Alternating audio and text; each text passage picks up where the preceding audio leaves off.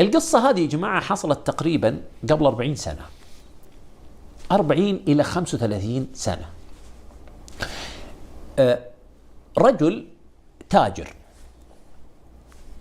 ساكن في بيت فخم وفاخر في حارة من حواري الزلفي،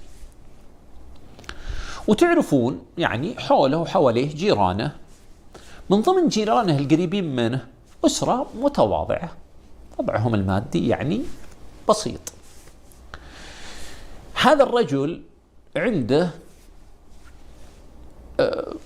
ولدين وبنت.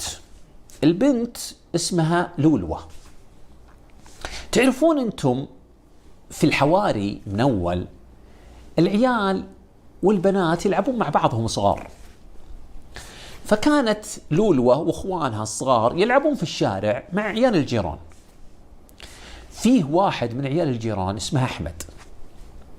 أحمد هذا كان يلعب معهم دايم، وكبر وهو سبحان الله موالف لولوة، يعني مرتاح لها وعالقة في راسه.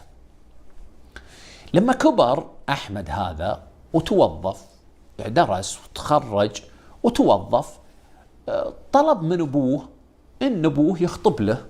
كلم والده قال: يا والدي أنا ودي أتزوج وكذا. قال: يا ولدي أبرك الساعات. قال: ودي تخطب لي بنت الفلان اللي قبالنا. قال: يا ولدي هذا تاجر كبير. قال: طيب وش يضر تاجر كبير ولا تاجر صغير؟ أنا طالب حلال، أنا طالب زواج، بتزوج، وأنا صراحة أبي بنتهم لولوة. فقال له أبوه: والله يا ولدي ما أدري وش أقول لك، نخطب ما عندنا مشكلة. وفعلا راحوا يخطبون. فهذا التاجر يوم جوه يخطبون منه مثل اللي استغرب، يظهر لي إنه يعني في عنجهية شوي، في غرور. فقال: اعذرونا، البنت توها على الزواج. طبعا هذا عذر، البنت توها على الزواج والمعذرة. ردهم ليش؟ لأن وضعهم المادي يعني في الحقيقة ما هم من طبقتنا. يعني تعرفون في بعض الناس هذه نظرتهم، يعني يترك الدين والخلق وذا مو من طبقتنا. اللي حصل انه خلاص أحمد رضي بالأمر الواقع، البنت لولوة تبيه بس خلاص أبوها رفض. أحمد تزوج، ويوم تزوج رزقها الله بمرة طيبة وجاب منها عيال، جاب منها ولدين وبنت.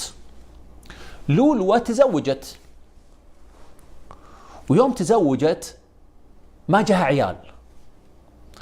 قعدت مع زوجها فترة كم سنة كذا، ونشب بينها وبين خلاف. طبعا هو من التجار زوجها اللي أخذها، نشب بينها وبين خلاف وتطلقت منه ورجعت البيت أبوها. بعد فترة زوجة أحمد توفاها الله، وصار أحمد الآن يربي عياله بنفسه، وصار يدور زوجه.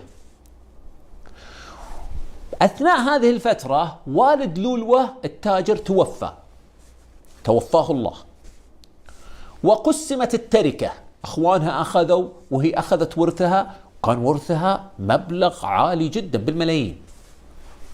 وصل الخبر لأحمد أنه لولوة تراها تطلقت وما تزوجت إلى الآن. فأرسل من النساء من يسألونها: هل ترغبين بالزواج من أحمد؟